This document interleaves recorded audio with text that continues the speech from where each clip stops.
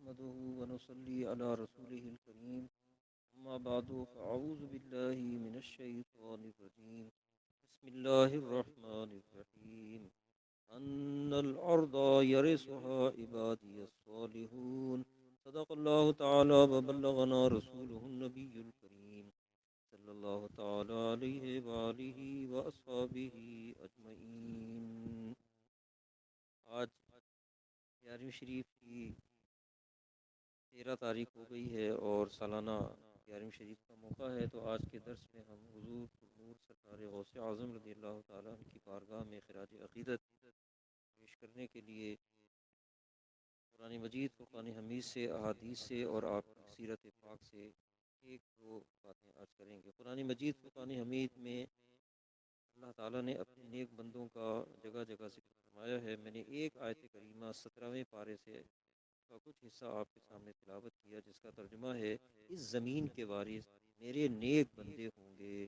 اگر آپ تفاسیر کا مطالعہ فرمائیں تو اس سے مراد ہے جنت، یعنی جنت کے وارث اللہ تعالیٰ کے نیک بندے ہیں، جیسا کہ قرآن مجید کی دوسری آیت میں آیا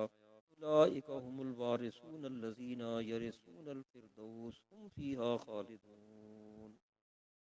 تو اب معلوم ہوا کہ جو آدمی زمین کا وارث ہوتا ہے، جس کو چاہے دے، جس کو چاہے نہ دے، اور جتنا حصہ چاہے دے، اس پر کسی کو اعتراض نہیں۔ اور جب ہمارے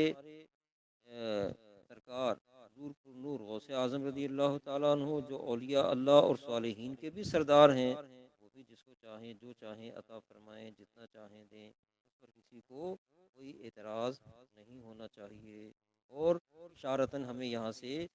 بلکہ واضح طور پر یہ بھی پتہ چل گیا کہ جب اللہ تعالیٰ نے جنت انہیں عطا فرما دی تو دنیا کی تو کوئی اہمیت ہے ہی نہیں آخرت کے سامنے۔ یہ تو آخرت کے سامنے دنیا کی مثال تو ایسے ہی ہے کہ جیسے اس ساری کائنات کے سامنے ایک مٹھی کی حیثیت کو سمجھ لیجئے۔ تو اللہ والے تو دنیا بھی جسے چاہتے ہیں عطا فرماتے ہیں اور دیتے ہیں، اور آخرت بھی دیتے ہیں۔ یہ سب اللہ تعالیٰ کی عطا سے اور اس کے فضل اور اس کے کرم سے یہ عطا کرتے ہیں۔ میں حضور غوث اعظم رضی اللہ تعالیٰ عنہ کی عطاؤں اور بخششوں کے حوالے سے ایک آدھ واقعہ آپ کی سیرت پاک سے عرض کر رہا ہوں۔ حضرت ابو سعید عبداللہ بن احمد بغدادی علیہ رحمہ بیان کرتے ہیں کہ 537 ہجری کا واقعہ ہے کہ ایک مرتبہ میری بیٹی مکان کے چھت پر چلی گئی اور وہاں سے وہ لڑکی ان کی غائب ہو گئی۔ لڑکی کم عمر تھی اور غیر شادی شدہ بھی تھی۔ یہ بہت پریشان اور پشیمان ہوئے، الہی کیا کروں۔ اس پریشانی کے عالم میں انہیں خیال آیا کہ حضور غوث اعظم کا میں مرید ہوں، ان کی بارگاہ میں حاضری دوں۔ چنانچہ یہ حضرت سیدنا سرکار غوث اعظم الشیخ عبد القادر الجیلانی قدس سرہ النورانی کی خدمت اقدس میں حاضر ہوئے۔ سارا واقعہ انہوں نے بیان کیا۔ حضور غوث اعظم رضی اللہ تعالیٰ عنہ نے ارشاد فرمایا کہ تم بغداد شریف کے محلہ کرخ کے ویران جگہ میں 5ویں ٹیلے کے قریب جا کر بیٹھ جاؤ اور اپنے گرد زمین پر ایک دائرہ کھینچ لینا، مگر دائرہ کھینچتے وقت کیا پڑھنا؟ یہ پڑھنا، ارشاد فرمایا یہ پڑھنا بسم اللہ الرحمن الرحیم علی نیت عبد القادر۔ وہ کہتے ہیں کہ میں گیا، انہوں نے یہ پڑھنا شروع کیا اور اس دائرے کے اندر بیٹھ گئے۔ اور آپ نے ساتھ ہی یہ بھی فرمایا کہ جب آدھی رات گزرے گی تو تمہارے پاس مختلف صورتوں میں جنات گزریں گے، تم ان سے بالکل نہ ڈرنا۔ پھر صبح کو ایک عظیم لشکر کے ساتھ تمہارے پاس سے جنات کا بادشاہ گزرے گا، وہ تم سے تمہاری ضرورت دریافت کرے گا، تو تم اس سے صرف یہ کہنا کہ مجھے عبد القادر نے بھیجا ہے، یعنی حضور غوث پاک نے مجھے بھیجا ہے۔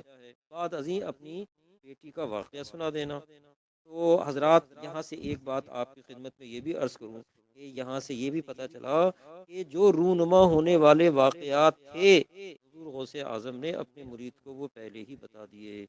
تو معلوم ہوا کہ ہمارے غوث اعظم رضی اللہ تعالیٰ عنہ کی شان یہ ہے کہ اللہ تعالیٰ تبارک کی عطا سے جو آپ کو علم عطا ہوا، آپ نے وہ واقعات جو ابھی ہونے تھے اپنے مرید پر ظاہر فرما دیے۔ تو جو اللہ تعالیٰ کے رسول اعظم ہیں، محبوب اعظم ہیں، سید الانبیاء ہیں، محمد الرسول اللہ صلی اللہ تعالی علیہ وسلم، ان کی وسعت علمی کا کون انکار کر سکتا ہے؟ اسی لیے اعلیٰ حضرت امام اہل سنت علیہ رحمت فرماتے ہیں تو دانا ماں کانو بما یکون ہے، مگر بے خبر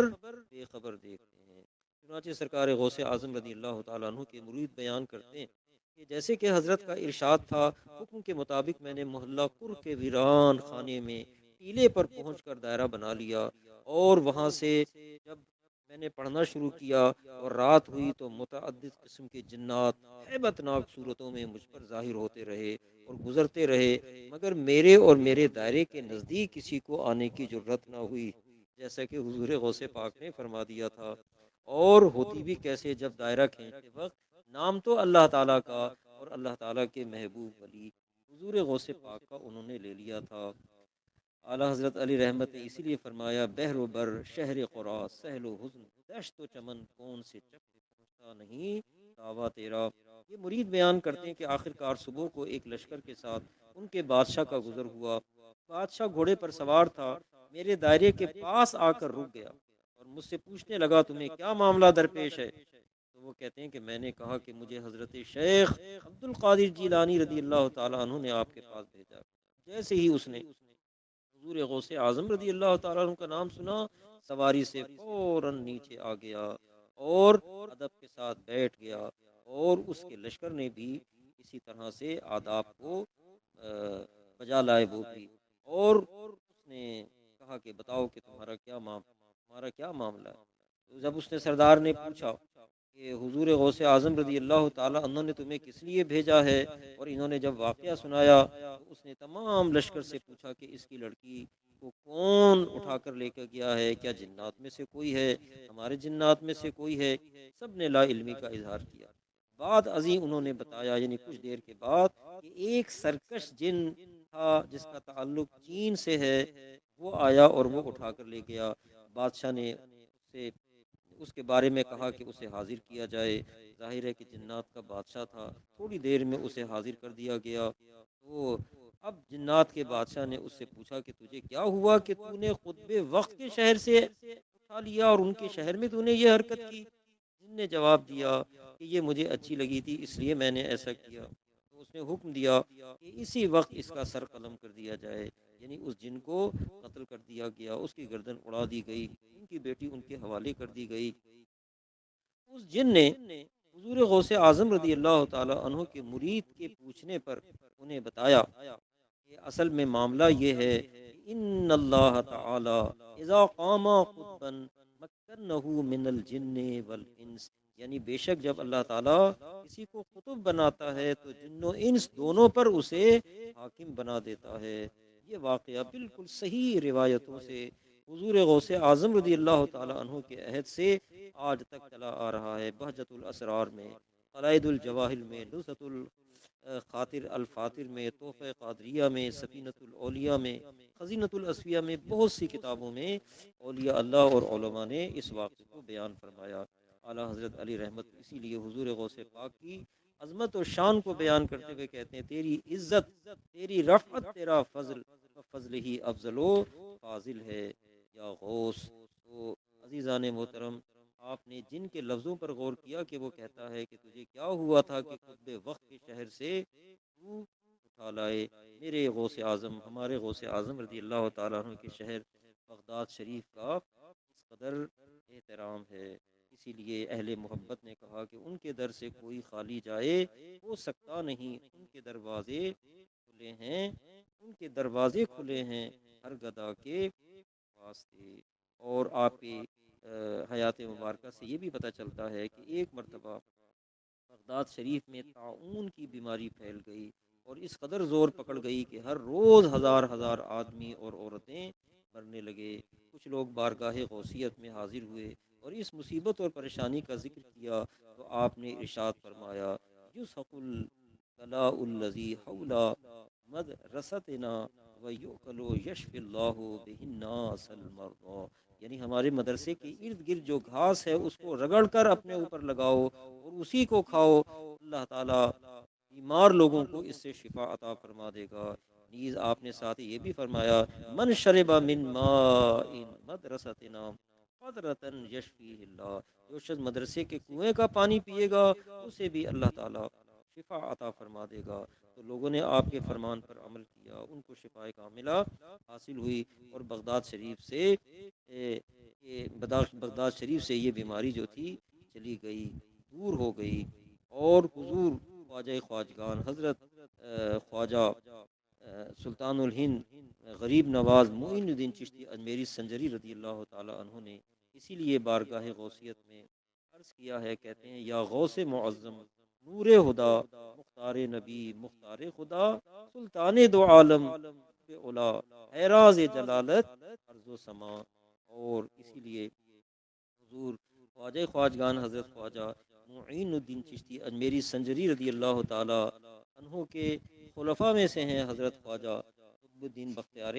کاکی رحمۃ اللہ تعالی علیہ۔ انہوں نے بھی بہت خوب حضور غوث پاک کی بارگاہ میں عقیدت کو ظاہر کیا۔ فرماتے ہیں قبلہ اہل صفا حضرت غوث الثقلین، دستگیر ہماجا حضرت غوث الثقلین، یک نظر استو بود در دو جہاں بس مارا نظر جانب ماں حضرت غوث الثقلین۔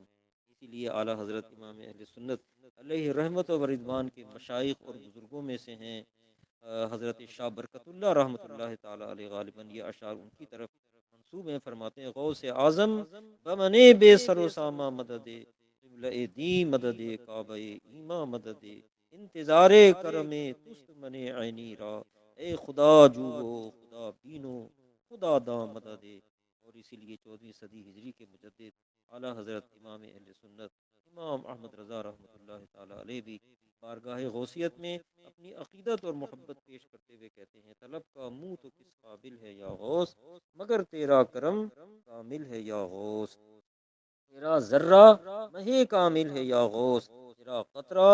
یمی سائل ہے یا غوث۔ یعنی آپ کسی کو قطرہ ذرہ دے دیں تو وہ چاند کی طرح ہے، کامل چاند کی طرح، اگر آپ کسی کو قطرہ عطا کر دیں تو وہ بہتے ہوئے دریا کی طرح ہے۔ اور اسی منقبت میں کہتے ہیں کہ جلا دے دین جلا دے کفر و الحاد، تو مہی ہے تو قاتل ہے یا غوث۔ اور فرماتے ہیں تیرا وقت اور پڑے یوں دین پر وقت، نہ تو عاجز نہ تو غافل ہے یا غوث۔ اور فرماتے ہیں دہائی یا محی الدین دہائی بلا اسلام پر نازل ہے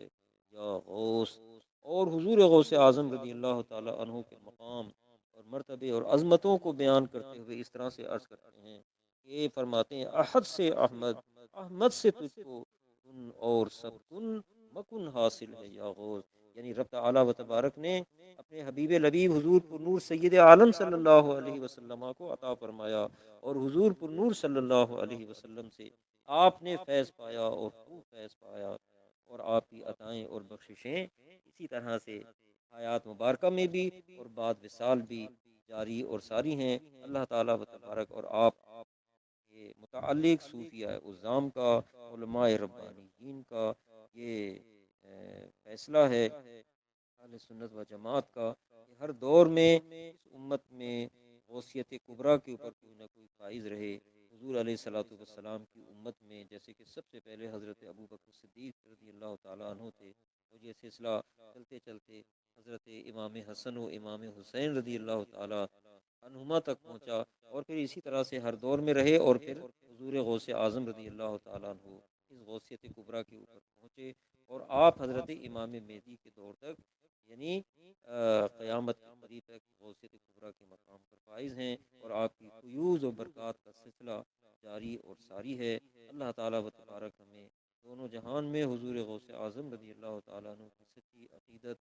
اور غلامی ارادت نصیب فرمائے، اور آپ کی برکتوں سے دونوں جہان میں نصیب فرمائے، اور قیامت میں اللہ تعالیٰ و تبارک کے حضور میں دعا ہے مولا کریم ہمیں حضور پر نور سرکار غوث اعظم رضی اللہ تعالیٰ عنہ کے گروہ میں اور غلاموں میں اٹھائے، اور انہی کے ساتھ ہمارا حشر و نشر ہو، آمین یا رب العالمین۔ قادری کر قادری رکھ قادریوں میں اٹھا قدر عبد القادر قدرت نما کے واسطے، آمین یا رب العالمین۔ وآخر دعوانا الحمد للہ رب العالمین۔